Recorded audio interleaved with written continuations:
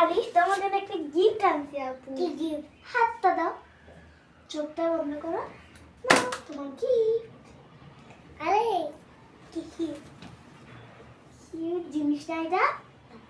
হ্যাঁ এখন এরকম করে করেছো, এই যে দেখছো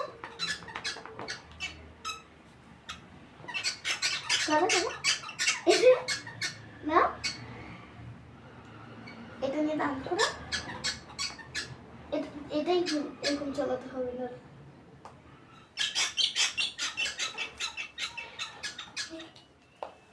বাইরে হ্যাঁ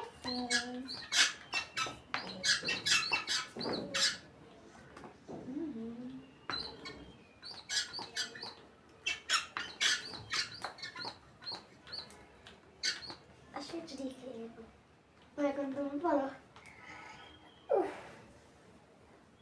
এটা এটা একটু গা করতে হবে, এটা একটু গা করে দিতে হয়, নাহলে এটা গা হচ্ছে, এটা ছোট না। হ্যাঁ হয়েছে, এখন বাজা।